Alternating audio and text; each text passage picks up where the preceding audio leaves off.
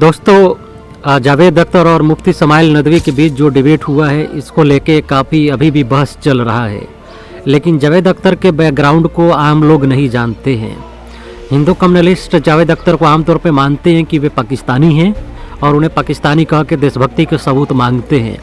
वही जो मुस्लिम फैनेटिक्स हैं, रिलीजियस, वो मानते हैं कि जावेद अख्तर एक तरह से नास्तिक है, यानी वो एक तरह से काफिर है।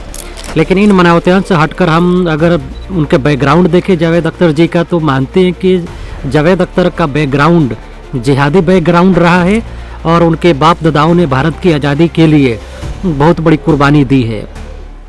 1857 को जब रिवोल्ट हुआ मई 1857 में, तो जावेद अख्तर के पूर्वज जो थे परदादा अल्लामा फजल हक खैराबादी, वो मुग़ल एम्पायर के चीफ जस्टिस थे और भारत के सबसे बड़े मौलवियों में से एक थे। उन्होंने 1857 में बहादुर शाह जफर से मुलाकातें की और ब्रिटिश एम्पायर के खिलाफ जिहाद का फतवा दिया और कहा कि भारत में ब्रिटिश हुकूमत कराना एक तरह से हराम है और इस हुकूमत को भारत से उखाड़ देना और अंग्रेज़ों का मारना एक तरह से जायज़ है। हालांकि उनके पूर्वज सूफी बैकग्राउंड से आते थे, लेकिन अल्लामा फजल हक खैराबादी ने भारत को आज़ाद कराने के लिए वो बहादुर शाह जफर से मिलकर उन्होंने जिहाद का फतवा दिया।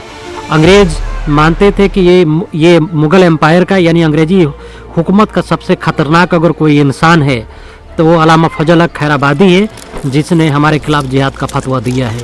इसका असर बड़ा भयानक निकला था और जहाँ जहाँ ये फतवा पहुँचा वहाँ वहाँ लोगों ने बगावत के झंडे उठाए और अंग्रेज़ों को मारना काटना शुरू कर दिया था।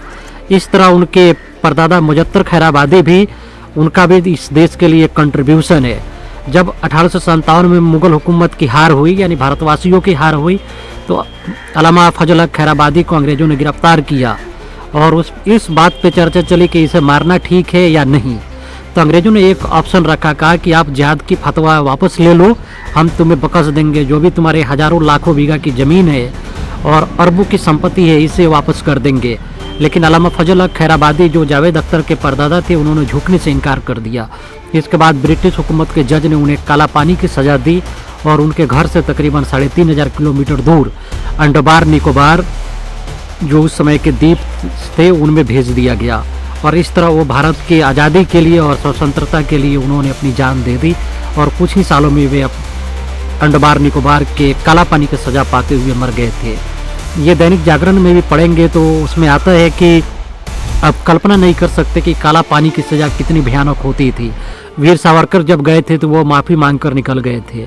जावेद अख्तर के बैकग्राउंड देखिए, वे उनके परदादा चीफ जस्टिस से मुग़ल हुकूमत में, उनके लकड़दादा पूरे भारत की जो वक्फ की प्रॉपर्टी थे उसके हेड थे, यहाँ तक कि मंदिरों को भी दान दिया करते थे। तो इसके वे मिनिस्टर थे मुग़लों के ज़माने में, तो उनका एक ग्रेट लिनियज है। लेकिन जब अंग्रेज़ों ने काला पानी की सज़ा दी और जावेद अख्तर के पूरा फैमिली उजड़ गया, उनके परिवार के बहुतों लोग अंग्रेज़ों के शिकार हुए और मारे गए।